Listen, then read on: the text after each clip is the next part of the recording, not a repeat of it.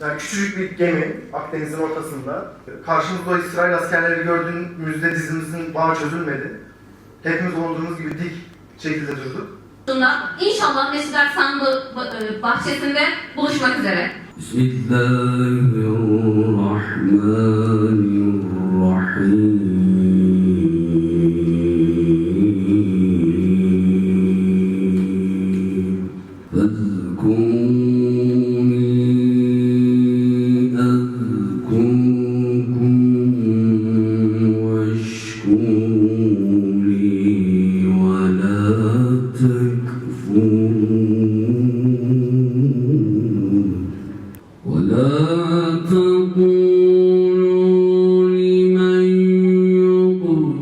Bizim coğrafyamız sıkıntılı bir coğrafya, hepinizin malumu.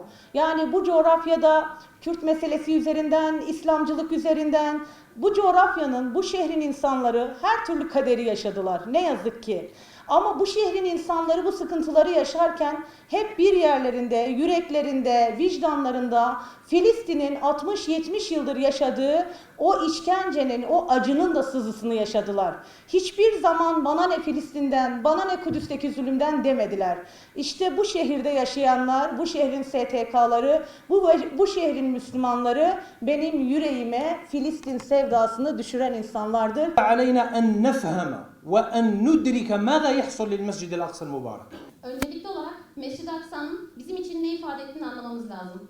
Mescid-i Aksa ve Kudüs sadece oranın değil, tüm dünyanın ve tüm Müslümanlara ait bir yer.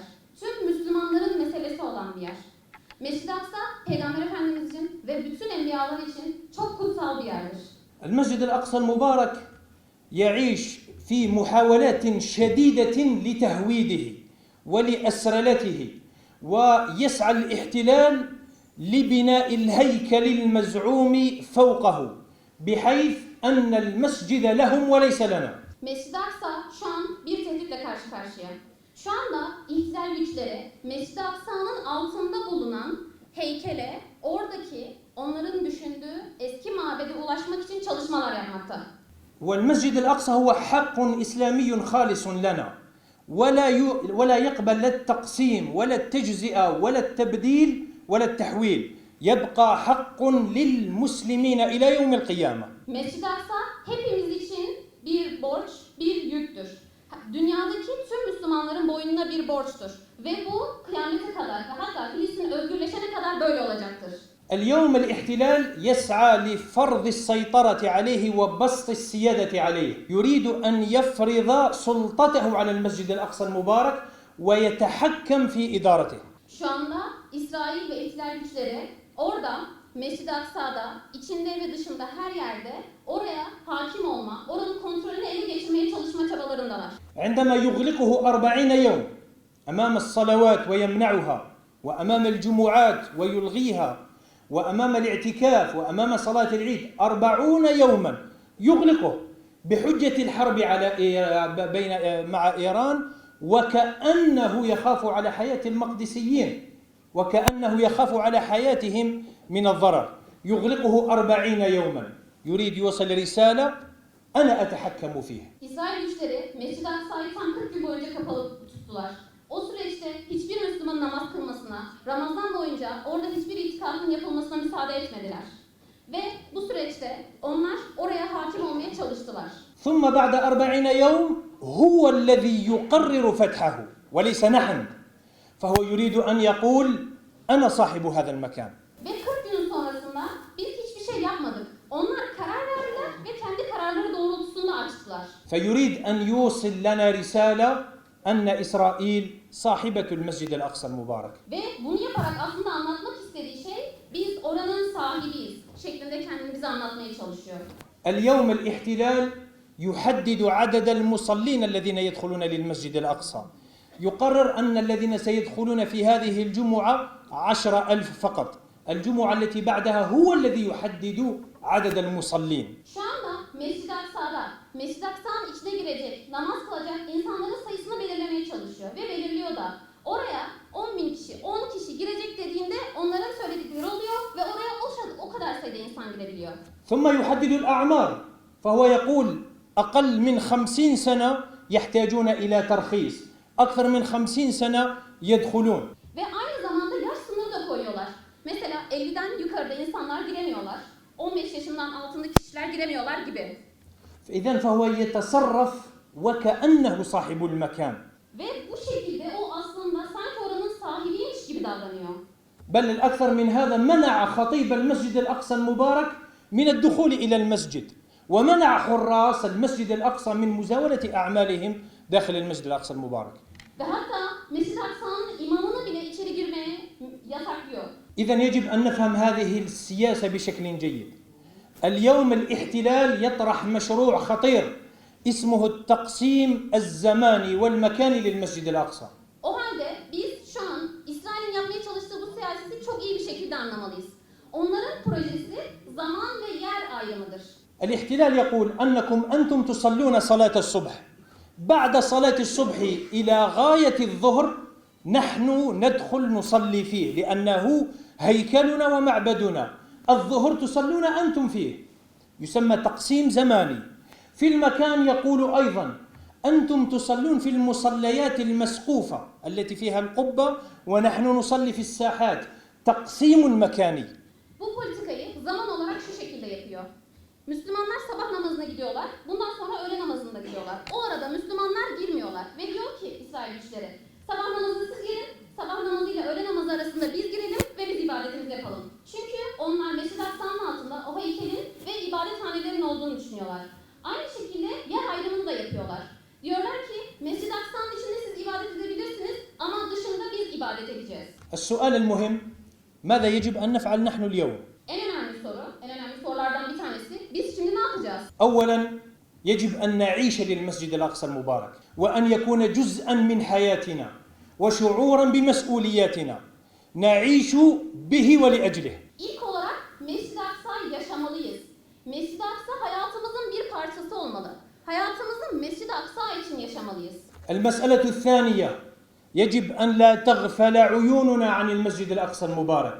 إذا غفلنا عنه أخذوه منا. يجب أن نتابع أخبار فلسطين والمسجد الأقصى المبارك بشكل يومي. تصبح القدس خبز يومي لنا. İkinci olarak bizler Mescid-i Aksa'dan hiçbir zaman gafil olmamalıyız. Her zaman açık gözlerle ve en yakın şekilde orada olanları takip etmeliyiz.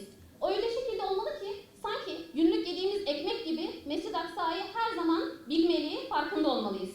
الثالث مهم جدا أن نربي أبناءنا على هذه القضية وأن نعلمهم عليها وأن نعرفهم عدونا وعدوهم وأن يصبح المسجد الأقصى معلقا في بيوتنا ونعيش لهذه القضية لدى أبنائنا وأزواجنا. Ve üçüncü önemli hedefimiz, biz çocuklarımızı Mescid-i Aksa meselesini, oradaki davamızı öğreterek büyütmeliyiz. Onlara öğretmeliyiz. Onlara bizim düşmanımızı ve onların da gelecekte düşmanları olacak o İsrailleri öğretmeliyiz. Onlara evlerimizde Mescid-i Aksa'nın fotoğraflarını göstererek bu şekilde büyütmeliyiz. رابعا المسجد الأقصى المبارك يصبح واجبنا تجاهه بالمساهمة بأن نقتطع من أرزاقنا وأقواتنا لنساهم في ذلك لنصرة أهله. نحن اليوم ندفع فاتورة الكهرباء، فاتورة الغاز، فاتورة الماء، فاتورة التليفون. اجعل فاتورة للمسجد الأقصى المبارك تساهم فيها في دعم المسجد الأقصى المبارك. Dördüncü olarak Mescid-i Aksa'yı o şekilde hayatımıza sokmalıyız ki biz her ay yemek için, telefon için, internet için fatura ödediğimiz gibi her ay Mescid-i Aksa için de ödemeler yapmalıyız. Ona bağışlarda bulunmalıyız. خامسا وأخيرا يجب أن نؤمن أن النصر حليف لنا وأننا منتصرون بإذن الله مهما كانت الفاتورة عالية مهما كانت التضحيات كبيرة ولكننا حتما سننتصر بإذن الله عز وجل ويجب أن نساهم في هذا النصر ونضع بصمتنا في ذلك إن شاء الله. Sonuncu olarak ve en önemli nokta olarak bizler Mescid-i Aksa'nın hürriyetine kavuşana kadar Mescid-i Aksa için çalışıyor olmamız lazım. Ve bu konuda ümidimizi kaybetmememiz lazım. Öyle ki o çalışmalar için sanki parmak izimizi basıyor gibi çalışmalarda bulunmamız lazım. Esselamu Aleyküm ve Rahmetullah. أتيت إليكم من فلسطين من غزة. Sizlere Filistin'den, Gazze'den buraya gelmiş bulunmaktayım. أرض الشهداء، şehitlerin topraklarından, الأرض المباركة، mübarek topraklardan, الأرض التي قتلها الاحتلال سواء من نسائها وأطفالها وأسروا جميع شبابها. öyle ki o topraklar ki ihtilal güçleri tarafından kadın, çocuk ve birçok gencin öldürüldüğü topraklardan. ودمروا بيوتها على ساكنيها. Ve oradaki o toprak sakinlerinin evlerini yıkanlar. في غزة اليوم هناك أكثر من 50,000 يتيم، Şu an Gazze'de 50 binden fazla yetim var. منهم من فقد الوالد أو الأم، Aralarında tabii ki bazıları annesi, bazılarını babasını kaybetti. ومنهم من فقد الاثنين معا، Ve bazıları da ne yazık ki ikisini birden kaybetti. وأيضا هناك من فقد جميع عائلته، Ve bunların arasında tüm ailesini kaybedenler de var. وهناك أيضا أشلاء تحت الأرض حللت ولم تستطيع الأم أن تحتضن ابنها تحت التراب. Ve çocuğuna kavuşmayı, sarılmayı umup toprağın altında olanlar da var. الإخوة الكرام، الأخوات الكريمات، اليوم أخاطبكم ليس فقط من غزة، وإنما شاهدة على جرائم هذا المحتل الإسرائيلي. Değerli kardeşlerim, bugün burada size sadece bir Gazze'li olarak konuşmuyorum. İsrail'in orada yaptığı zulmün bir şahidi olarak da konuşuyorum. لكن أولا Ama ilk olarak أقول أنا اليوم لا أمامكم لأشكو ضعفنا في غزة وفي فلسطين، لا لنشكو الضعف şu an burada Gazze'nin zayıflığından yakınmıyoruz. ولا لأن نبكي أمامكم ضعفا، Zayıf olduğum için de şu an önünüzde ağlamıyorum. وإنما لنستنهض ونخرج القوة التي فيكم، İçlerimizden ve içlerinizden çıkacak kuvvete inanıyorum. قوة الإيمان بقضية فلسطين، Filistin konusundaki iman güçlerinize, وقوة الكلمة التي على ألسنتكم وفي قلوبكم، gönüllerinizden ve dillerinizden dökülen kelimelere, وقوة تأثيركم في المجتمع التركي وفي العالم. buradaki toplandığımız gibi iradelerimize. العدو الإسرائيلي اليوم يبذل الجهود ويبذل المال من أجل تحقيق مصالحه التي هي ليس للحقيقة بشيء. Şu an İsrail rüyasını gördü ama aslında öyle olmayan bir şey için tüm çabasını, tüm askeri gücünü veriyor. يدفع الأموال العالية لتحقيق أهدافهم. Hedefine ulaşmak için hiçbir şeyden sakınmıyor ve tüm aletleri, tüm malı onun için çabalıyor. لكن الحقيقة مهما حاصرها هذا المحتل الإسرائيلي ستظهر للعالم على حقيقتها كما حدث بعد طوفان الأقصى. Ancak Aksa tufanından sonra ne kadar saklamak isteseler de Filistin davası tüm dünyaya gösterecek kendini ve anlayacak insanlar inşallah. وكما حدثكم الدكتور محمد عن إغلاق المسجد الأقصى المبارك. Ve Doktor Muhammed hocamızın da Mescid-i Aksa hakkında söylediği gibi ماذا فعل هذا المحتل الغاشم بعد إغلاق المسجد الأقصى المبارك أو في أثناء إغلاق المسجد الأقصى المبارك؟ Mescid-i Aksa kapandığında veyahut da kapalı olduğu müddette İsrail ne yaptı? المجرم اللا أخلاقي اللا إنساني الوزير الصهيوني إتمار بن غفير مرر قانون إعدام الأسرى، أقر إعدام قانون الأسرى. O zalim, ahlaktan, insanlıktan yoksun o zalim, oradaki vezirlerden, oradaki bakanlardan ben girip ne yazık ki Filistinli esirlerin idam kararını aldılar. ونجح في البرلمان الإسرائيلي أن يحقق قانون إعدام الأسرى.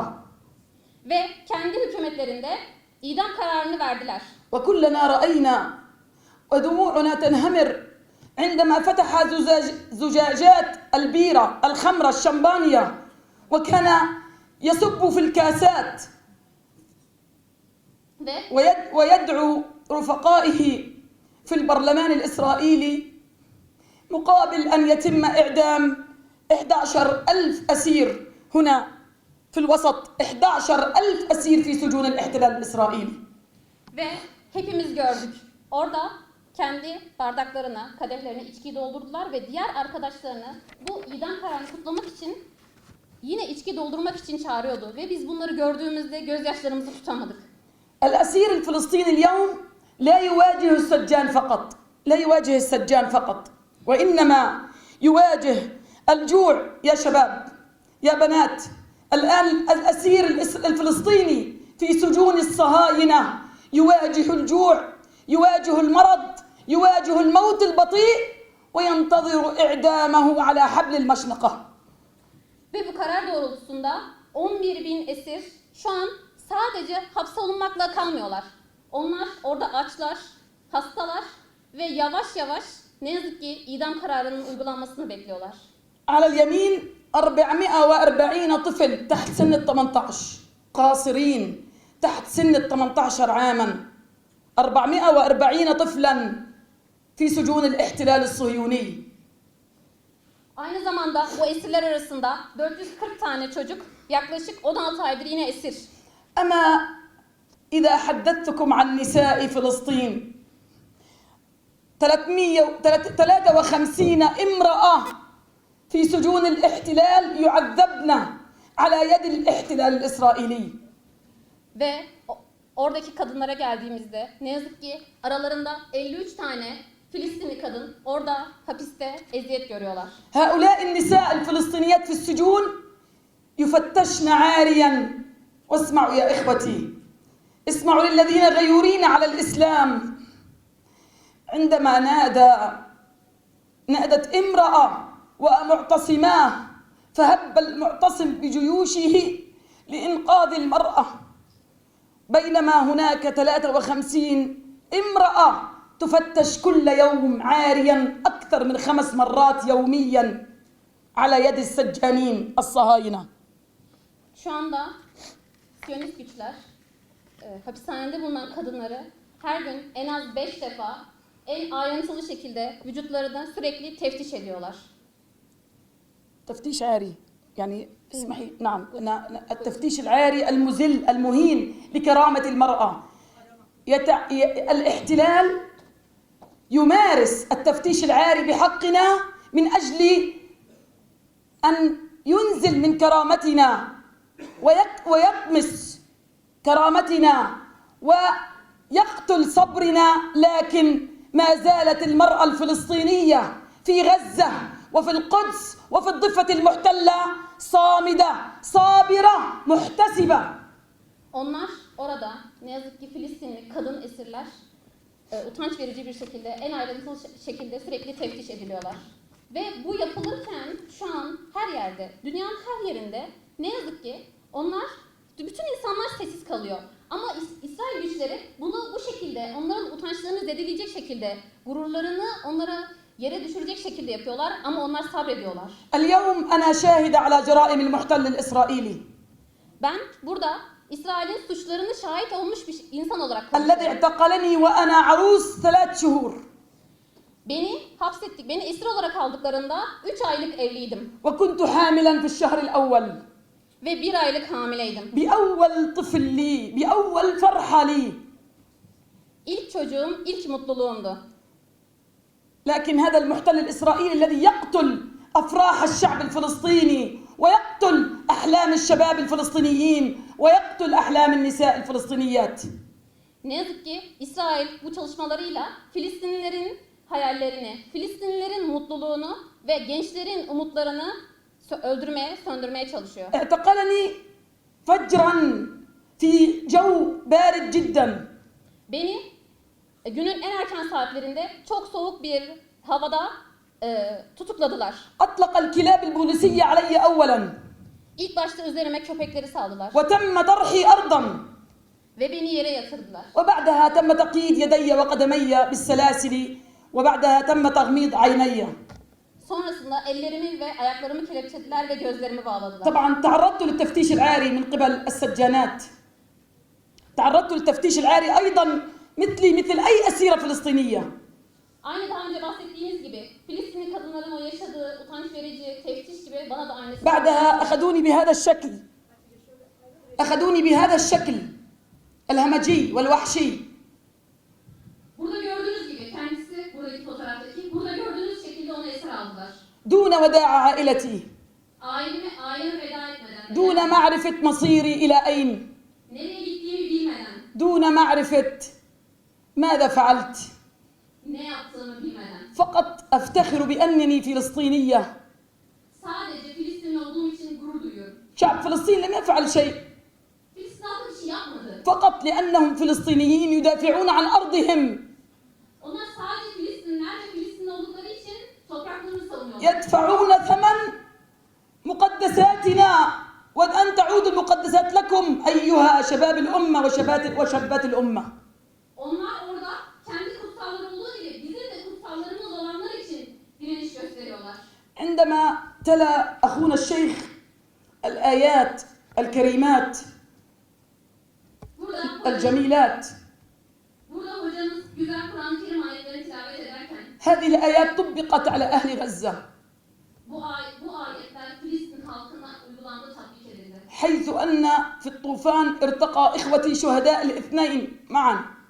Aksa tufanında iki kardeşim şehit oldu. ماذا قالت أمي وأبي؟ Annem ve babam ne dedi? قالوا إنا لله وإنا إليه راجعون. İnna lillahi ve inna ileyhi raciun. وقالت إنهم فداء للمسجد الأقصى المبارك. Ve bunlar sadece kutsalımız Mescid-i Aksa için. تحررت. نعم أنا اليوم بينكم في الحرية. Evet, ben şu an sizin önünüzde özgür olarak bulunuyorum. لكن جسدي بينكم اليوم جسدي فقط. Ama şu an sadece vücudum sizinle birlikte. لكن تركت خلفي 11,000 أسير من نساء وأطفال يعانون من التعذيب الإسرائيلي في السجون الآن. Arkamda kadınlardan, çocuklardan oluşan 11.000 esiri bıraktım. حاصرني نعم سجنني نعم لكن لم يحاصر هذا المحتل فكري.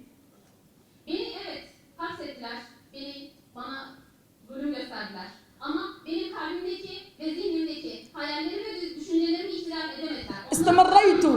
استمريت في نشر جرائم الاحتلال لغاية اللحظة وأنا أنشر جرائم هذا المحتل الإسرائيلي. Oradaki birçok İsrail'in yaptığı zulmü, oradaki birçok şiddeti gördüm. Ama bunların hiçbirisi beni durdurmadı. وإن شاء الله أفضح جرائم الاحتلال الإسرائيلي في كل المحافل، في كل اللقاءات، في كل المؤتمرات، في كل البلدان، في أندونيسيا، في تركيا، في الجزائر، في ماليزيا، في إسطنبول، في كل مكان سيصدح صوت الحق بإذن الله سبحانه وتعالى. Ve inşallah benim bulunduğum Malezya, Türkiye'deki birçok ilde biz burada dik duruşumuzu göstereceğiz. اليوم لا نحتاج إلى دموعكم. Bugün sizin gözyaşlarına ihtiyaç duymuyoruz. وانظروا إلى هذه البسمة رغم الجراح. O kadar yere rağmen buradaki beni görmenize ihtiyacımız yok aslında. نحتاج اليوم وقفة حقيقية جادة. Aslında bugün ihtiyacımız olan ciddi, hakkaniyetli, dürüst bir duruş وصوتا لا يصمت. ve susmayan bir ses وشباب شعلة من النار ve gençlerimiz ateş gibi yanmalılar. كي تحرق هذا العدو الصهيوني المتغلغل في بلداننا. Ki onlar o şekilde yanmalı ki o zulüm eden İsrail güçlerini kendi şehirleri sandıkları yerde onları oradan kovsun ve öldürsünler. والعمل على تحرير المسجد الأقصى المبارك Ve Mescid-i Aksa'nın özgürlüğüne kavuşmak için بالكلمة، بالتربية، بالعمل الجاد شبابنا في كل المحافل، في الجامعات، في الجمعيات، في الجامعات، في المدارس، المعلمات، كل ذلك نحتاج له في توعية مجتمعنا بقضية فلسطين والمسجد الأقصى المبارك. buradaki bulunan gençlerimiz, liselerde, üniversitelerde bulunan tüm gençler, öğretmenler ve tüm insanlar bilmeli ki biz burada Filistin meselesi, Filistin davası için toplanıyoruz. Ben aslında gelmeyi çok istedim. Sana, size, çocuklara. Biz yetişemedik, sen geldin buraya, yetiştin.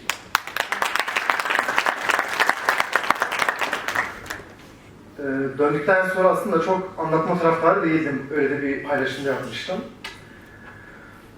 Nedenlerinden birisi buydu. Yani bizim yaşadığımız birkaç günlük bir meselenin yani o kadar çok konuşulmaması gerektiğini düşündüğüm için durmuştum. Şu an aslında o sıra ne hissettiğimi daha iyi anlayabiliyorum.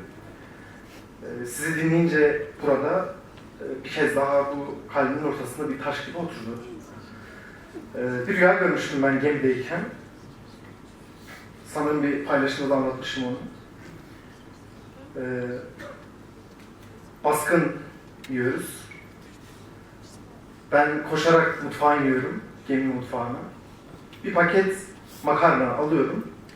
Sırtıma bağlıyorum o makarnayı. Yüzerek sahile çıkıyorum. Oradaki çocuklara sarılıyorum. Rabbim nasip etmedi bunu. Yetişemedik, dediğim gibi ulaşamadık. Yani keşke şu an cemaatin huzurunda bütün ümmet adına avucunun içini öpsem, ayaklarını öpsem, gelemediğiniz için af dilesem. Bilmem kabul eder misiniz?